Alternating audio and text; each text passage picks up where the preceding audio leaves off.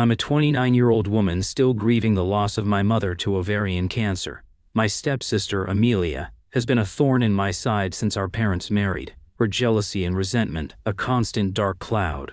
When my mother's will left me her cherished wedding dress, a precious family heirloom, Amelia's narcissistic entitlement went into overdrive. She demanded the dress for her own upcoming wedding. I refused. Days later, my security cameras caught her fiancé, a man named Kurt, breaking into my house in Savannah, Georgia, clearly sent by Amelia to steal the dress. My loyal German shepherd, Max, had other ideas. This isn't just about a stolen dress.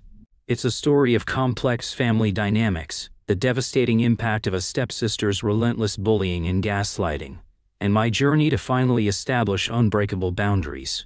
Witness the chaotic fallout as Amelia's desperate scheme unravels, leading to an arrest, a lawsuit, and the final severing of ties with a toxic stepsister who refused to respect my grief or my mother's memory. If you've ever dealt with a jealous family member, a blended family nightmare, or the fight to protect what's rightfully yours, this story is for you. If you enjoyed this video or found it helpful, go ahead and give it a like. It really helps me out. And if you haven't already, hit that subscribe button so you don't miss any future videos. Thanks a bunch! The humid Savannah air usually felt like a comforting blanket, but lately, it had been thick with a tension that mirrored the storm brewing in my own life. I'm Maya, 29, and to say things have been eventful would be the understatement of the century. I found myself in a bizarre drama involving a home invasion, a fiercely protective German shepherd, a jealous stepsister, and the looming specter of a lawsuit, all centered around my late mother's wedding dress. To understand how I got here, you need a little background. My parents' love story was the stuff of sappy rom-coms, a whirlwind romance that, unfortunately, didn't survive the combined pressures of early parenthood and demanding careers. They divorced when I was barely a teenager, maybe 14, but to their immense credit, they remained amicable, always prioritizing my well-being.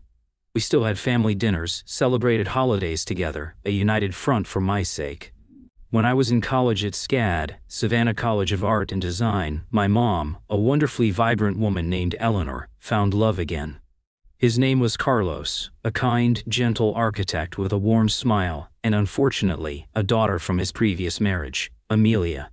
Amelia, from the moment we were introduced, made it crystal clear she didn't like me. I was an unwelcome addition to her world, an intruder. Her own mother had passed away from breast cancer when Amelia was quite young, and I often wondered if she saw me as competition for her father's attention, or if she simply resented the idea of Carlos remarrying someone who already had a child. Whatever the reason, her disdain was a constant, palpable presence. Every family gathering became an exercise in navigating Amelia's moods. She'd look at me with open contempt, respond to my attempts at conversation with monosyllabic grunts, or make snide, dismissive comments about my art, my clothes, my friends. It was obvious she didn't want me, or my mother, as part of her new family. Carlos and my mom tried their best to diffuse the tension, to foster some semblance of harmony, but Amelia was a master of passive aggression and overt hostility. I tried, I really did, to build some kind of sisterly bond, but every olive branch was met with a sneer or complete indifference. Her resentment was a wall I couldn't seem to penetrate. Eventually, the day arrived for Mom and Carlos to tie the knot. Mom had always dreamed of a simple, intimate backyard wedding, and Carlos, ever indulgent, made it happen. Their garden in Ardsley Park was transformed with fairy lights, colorful flowers, and a charming gazebo for the vows. I was so excited for Mom, helping her with her dress, a beautiful vintage lace gown that had belonged to her own mother, and her makeup. But even amidst the joyful preparations, Amelia's negativity hung like a dark cloud. As Mom walked down the makeshift aisle, a radiant smile on her face, I noticed Amelia's expression, a subtle scowl, a tightening of her lips. During the vows, she rolled her eyes dramatically and let out an audible sigh, as if the entire affair was beneath her. Other guests began to notice, their polite smiles faltering. At the reception, a lovely, informal buffet with everyone's favorite Southern dishes, Amelia took every opportunity to be disruptive. She made sarcastic remarks during the toasts, openly complained about the music, criticized the homemade decorations, and refused to participate in family photos. It was as if she was determined to tarnish what should have been a beautiful, joyous day. Her behavior was so irritating, so blatantly disrespectful, that I wanted to confront her. But Mom, ever the peacemaker, calmed me down, suggesting Amelia was just hurting, struggling to see her dad marry again, and that we should give her space, give her time. Mom always held on to the hope that Amelia would come around. That hope, sadly, never materialized. As the years went by, the tension with Amelia only escalated. Whenever I was home from college during breaks, I'd be subjected to her relentless taunts about my lack of a social life, my questionable fashion sense, my nerdy major. Carlos would often step in, scolding her, insisting on an apology. This cycle of tension, outburst, and forced, insincere apology became a recurring theme. Amelia would make sly digs at my achievements, belittle my grades, or openly mock any personal project I was excited about. If I dared to defend myself or call her out on her behavior, she'd immediately play the victim, wailing to Carlos about how I was always rude and picking on her. The gaslighting was exhausting. She'd even spread false, malicious gossip about me to extended family members, trying to tarnish my reputation for no discernible reason other than her own bitterness. I complained to Carlos multiple times, and while he'd make attempts to rein her in, Amelia never truly changed. Her jealousy seemed to be a bottomless well. To escape the constant negativity, I started spending more holidays and breaks at my dad's place. He lived in Asheville, North Carolina, a beautiful mountain town. It was a bit of a journey, but the distance was a welcome relief from Amelia's toxic presence.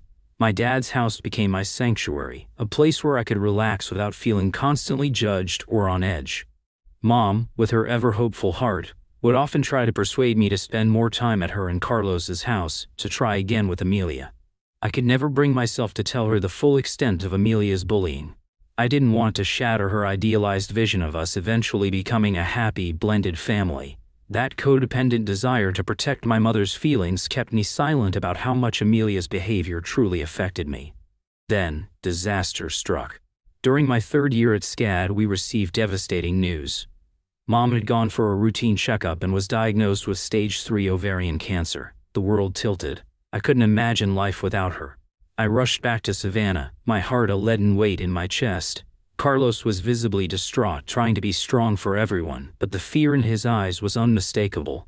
My dad, our friends, our family, everyone rallied around us, offering support, love, and a comforting presence in the face of such an uncertain future. We navigated the brutal landscape of medical treatments, hospital visits, and the emotional roller coaster that accompanies a grim diagnosis. Mom, throughout it all, was a beacon of courage and resilience.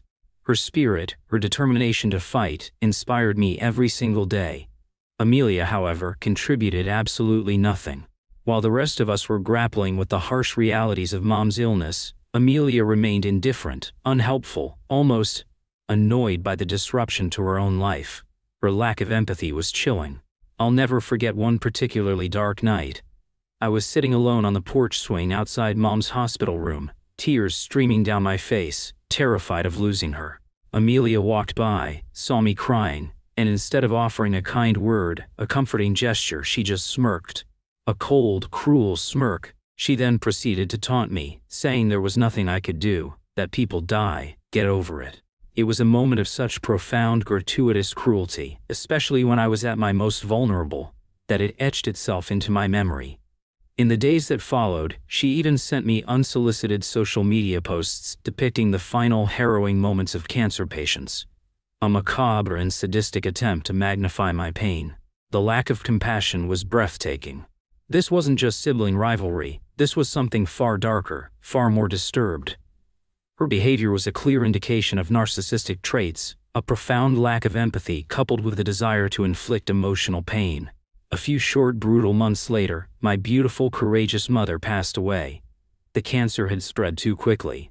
The devastation was indescribable. The funeral was a somber, tearful goodbye. The void she left in my life felt like a gaping wound, a heavy fog that settled over everything. The world kept spinning, but my anchor was gone. I was adrift. The day her will was to be read, my dad, Carlos, Amelia, and I gathered at the lawyer's office in downtown Savannah. As Mom's only biological child, I was aware of the will's contents. We'd discussed it several times during her illness. Mom and Carlos, with commendable foresight, had always been clear that their respective assets would be bequeathed to their own children. It seemed a fair and practical arrangement, reflective of the complexities of our blended family. As the lawyer began to read, the anticipation in the room was palpable. It quickly became evident that all of Mom's assets, her savings, her share of the Ardsley Park house, her personal possessions, were entrusted to me. This wasn't a surprise to me or Carlos. Amelia, however, was another story. She sat across the room, her eyes narrowing in disbelief, then flaring with resentment as the lawyer detailed the bequests. In addition to the financial assets, Mom had left me her cherished family heirlooms, my grandmother's antique sapphire jewelry, a collection of first-edition novels, and, most precious of all, her wedding dress. The beautiful vintage lace gown she had worn when she married my father, and then again, symbolically, when she married Carlos. It wasn't just fabric, it was a symbol of love, of family history, of her enduring spirit. These weren't just things, they were pieces of her, pieces of our story. Upon hearing that she wasn't included in the will, that she would receive nothing of my mother's, Amelia erupted. She leaped to her feet, her face contorted with rage, demanding to see the will herself, shouting that my mother would never have left her out, that I must have somehow manipulated her. She insisted I should be forced to divide Mom's assets equally with her, that she rightfully deserved a share. Her words were like daggers, a disrespectful, jarring disruption to the solemnity of the occasion. My grief was still so raw, and her greedy, entitled outburst felt like a betrayal of Mom's memory. Carlos, his face tight with anger and embarrassment, finally cut her off. He told her firmly that she had no right to demand anything of mine. He reminded her that someday she would inherit his assets, and she wouldn't appreciate me demanding a share of those. That seemed to momentarily silence her, though her eyes still blazed with resentment. My dad, who had witnessed Amelia's behavior with quiet disgust, advised me to move all of Mom's things, my childhood belongings, and the heirlooms out of Carlos's house and into his home in Asheville for safekeeping. He feared Amelia, in her current state, might try to steal or damage them. I agreed immediately. Carlos was sad to see me officially move my things out, and I was sad too. Unlike Amelia, he'd always treated me with kindness, respect, and genuine affection. He continued to check up on me regularly, ensuring I was doing okay as I navigated my grief and tried to rebuild my life. I graduated from SCAD, secured a good job as a textile designer, and eventually, with the help of the inheritance from Mom, which, while not a fortune, was enough for a down payment, I bought a small, charming fixer-upper in the Starland district. My dad was incredibly proud, even helping me with some of the renovations. I often found myself missing Mom terribly, wishing she could see the little life I was creating for myself. I kept her wedding dress carefully preserved in a garment bag in my wardrobe. Sometimes, when the grief felt particularly acute, I would take it out, hug it, inhaling the faint, lingering scent of her perfume, as if embracing her memory. Not long ago, Carlos called with surprising news. Amelia was getting married, to a guy named Kurt apparently. My initial reaction was a flicker of surprise, then, unexpectedly, a genuine sense of happiness for her. Perhaps marriage would mellow her, bring her some peace. Carlos, in his usual ebullient manner, invited me to lunch, saying it had been too long. He wanted to prepare my favorite low-country boil. I hesitated, but he reassured me that Amelia had matured and promised a pleasant, smooth interaction. Lunch at Carlos's place started well enough. Amelia actually seemed happy to see me. She warmly congratulated me on my new job, showed me pictures of her engagement ring, and talked excitedly about her wedding plans. I, in turn, congratulated her, trying to set aside our past grievances. We were discussing our lives, how much had changed, when Amelia, in a tone that was a little too casual, a little too bright, dropped the bombshell. "You know, Maya," she said, stirring her iced tea, "I'm still on the hunt for the perfect wedding dress. It's been surprisingly difficult." She paused, then looked directly at me, a strange glint in her eye. "I was just thinking, I remember your mom left you her beautiful wedding dress. Since I'm getting married before you, and it's just sitting in your closet, I was wondering if you'd consider letting me wear it? As a wedding gift, maybe." I stared at her, shocked into silence. Carlos looked equally surprised, a frown creasing his forehead. Was she serious? My mother's wedding dress? After everything? The clink of Amelia's spoon against her iced tea glass was the only sound for a long moment. I stared at her, trying to process the sheer audacity of her request. My mother's wedding dress?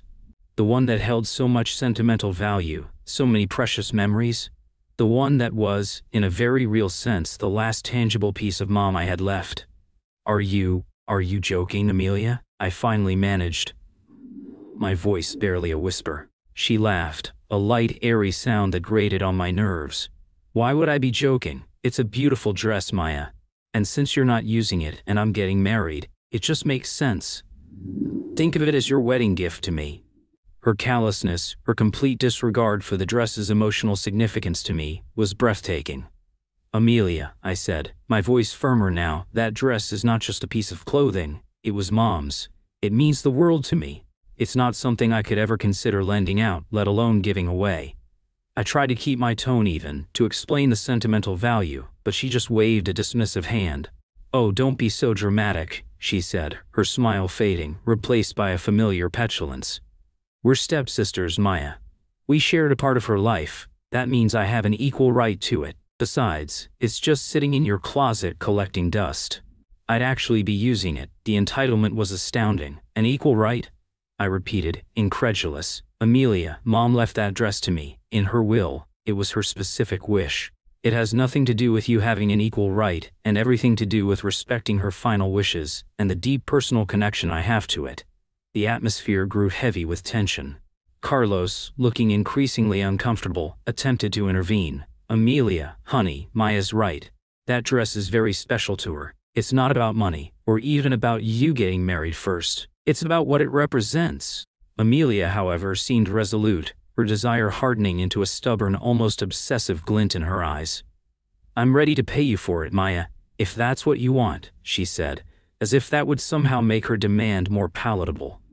The transactional mindset, the idea that something so sacred could be bought, was deeply offensive.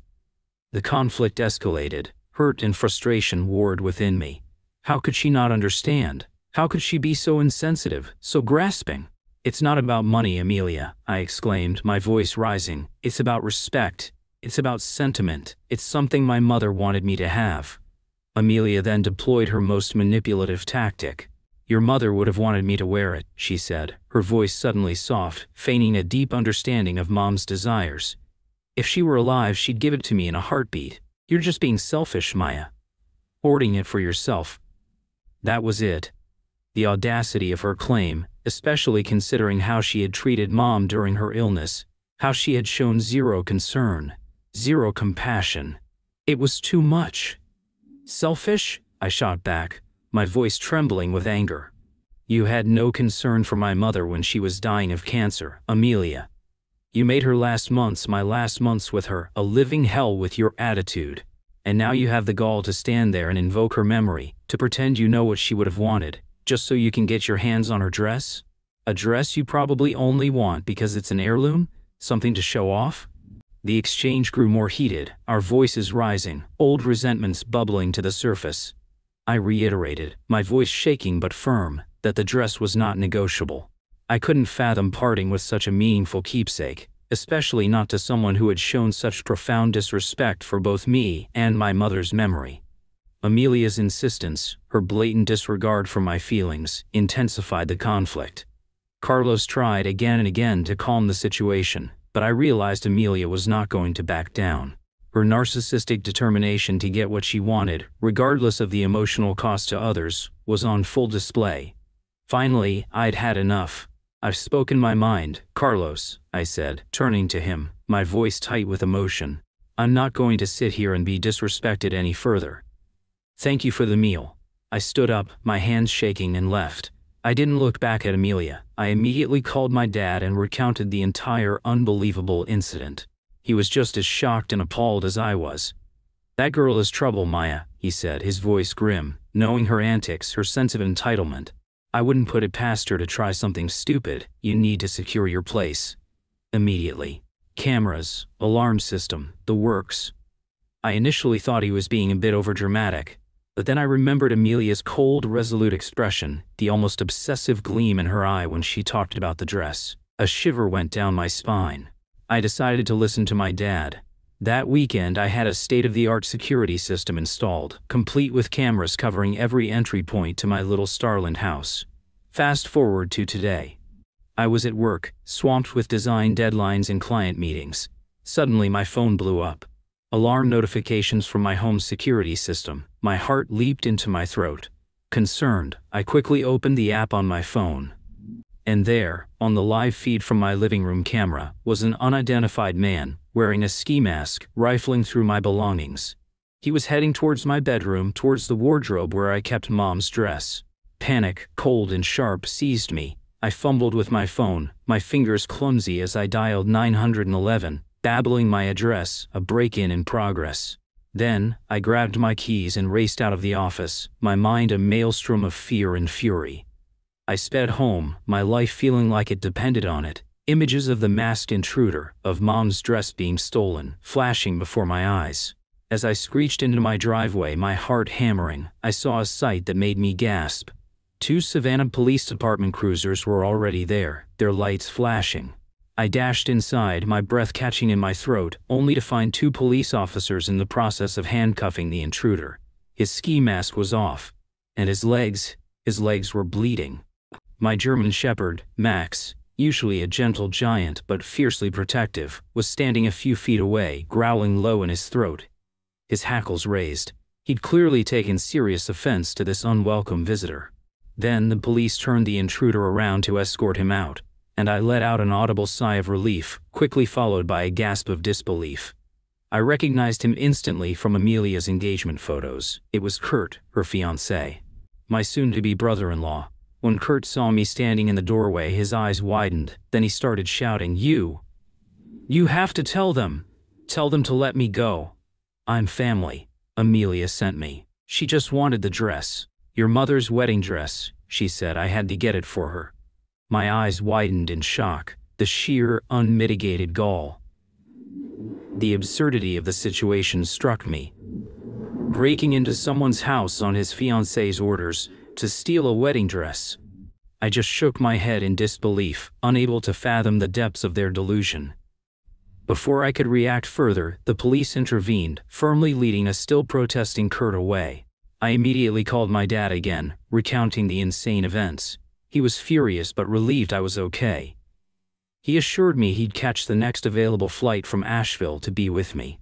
Feeling a surge of adrenaline-fueled comfort from his support, I carefully went through my house, checking if anything else was missing. Fortunately, Mom's wedding dress, safely tucked away in its garment bag in my wardrobe, remained untouched. It seemed Kurt's ill-conceived plan and Max's brave intervention had saved the day. I couldn't help but smile in satisfaction as I patted Max, my furry hero. But oh, the drama didn't end there. Within hours my phone started ringing off the hook. Amelia, her relatives, all calling, texting, demanding, not asking, demanding, that I drop the charges against Kurt. Amelia's voice, when I finally, unwisely, picked up one of her calls, was a shrill torrent of accusations and entitlement. He's part of the family, Maya. You can't do this. You have to forgive him. You're ruining our lives. The last time I checked, Amelia, I said, my voice cold as ice, family doesn't break into your house and try to snatch your heirlooms. And you're the one ruining lives here, not me. I then threatened to sue both her and Kurt for the damages caused to my property. Max had apparently done a number on Kurt's trousers, and there was a broken lamp from the scuffle. This is my mother's legacy we're talking about, Amelia, I stated, my voice unwavering. The dress stays with me, and you and Kurt better lawyer up because we're going to court. I then hung up, blocking her number. My boundaries, once tentative, were now forged in steel. A few days passed. My dad arrived, a calming, supportive presence. I had a long conversation with Carlos. He was, as expected, horrified and deeply ashamed of Amelia's and Kurt's actions. He had no idea they'd been up to something so egregious. Amelia, he confessed, had knowingly kept him in the dark about the break-in and Kurt's subsequent arrest, knowing he would never support such antics. Carlos assured me, his voice filled with genuine remorse, that he would stand by whatever decision I made regarding pressing charges. He was done making excuses for Amelia. Meanwhile, Amelia's attempts to contact me continued, escalating from pleading voicemails to desperate texts. When she realized I wasn't backing down, she actually started to apologize. This was a first. In all the years I'd known her, through all her bullying and manipulations, Amelia had never once apologized for anything. I guess watching her fiancé get arrested, facing the very real possibility of jail time and a hefty lawsuit, had finally made her realize that actions have consequences. She begged for mercy, pleaded for me to drop the charges against Kurt, assuring me she would never disturb me again. After all the years she had spent bullying me, trying to make my life miserable, I knew her words held no real value. I firmly told her that I would continue to press charges and would see both of them in small claims court for damages and in criminal court for the breaking and entering. Regarding Amelia's relatives who had been pressuring me to drop the charges, I took a decisive step. I sent out a mass email, attaching a short damning video clip from my security camera. The video clearly showed Kurt, masked, breaking into my home. I knew Amelia would have spun a completely different self-serving story to them, and I couldn't let that stand. No sane person would support such an outrageous act. After sending the email, some of her relatives did reach out, apologizing profusely. They'd had no idea about the truth of the situation, they said, and my evidence had opened their eyes.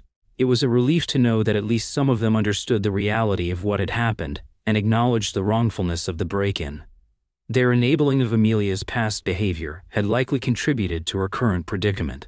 It's been a month since my last update. I've been incredibly busy with the legal proceedings. As I'd mentioned, I decided to go through with the charges, seeking justice for the intrusion into my home and the attempted theft of something so precious to me. The legal battle unfolded. I was awarded a fine for the damages caused to my property during the break-in, mostly for the broken lamp and the deep cleaning required after the police presence. I turned to look at Amelia's face in court. She looked utterly destroyed, perhaps finally realizing that her actions, her manipulations, had real-world consequences. Her partner, Kurt, faced criminal charges for breaking and entering. He was sentenced to only 3 months in jail, largely because he didn't actually manage to steal anything from my place, thanks to Max. My lawyer didn't stop there. We also successfully petitioned for a restraining order against both Amelia and Kurt. It's a necessary measure to ensure my safety and protect against any further attempts to disrupt my life. Throughout this entire ordeal, my dad has been my rock, staying with me, offering unwavering support. He's still worried Amelia might try something again, but I doubt she'll have the nerve after getting hit with a restraining order and a fine. The legal consequences, I hope, will have put a significant damper on any further attempts for her to cause trouble. Her narcissistic supply from tormenting me had been decisively cut off. It's been 6 months now since my last update. My life has, thankfully, moved forward. The chaotic events that once defined my days, the legal battles, the family tensions, the emotional roller coaster, have become distant memories. The court proceedings are over. Amelia and Kurt have, by all accounts, kept their distance. The restraining order served its purpose, providing a protective barrier against any potential disruptions they might have caused. I did hear from some mutual acquaintances that Amelia and Kurt actually got married after he was released from his short prison stint. Honestly, I believe they both deserve each other, knowing how destructive and manipulative they both are. As I reflect on the turbulent journey of the past months, I've come to realize the profound importance of resilience and of standing up for what is right. The legal battles weren't just about seeking justice for myself. They were about upholding the values my mother instilled in me, about protecting her memory, her legacy.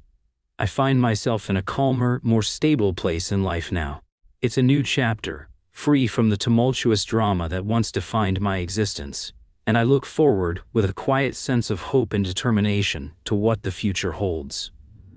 And my spirit, though tested, remains unbroken. If you enjoyed this video or found it helpful, go ahead and give it a like. It really helps me out.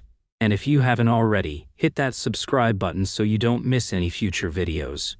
Thanks a bunch!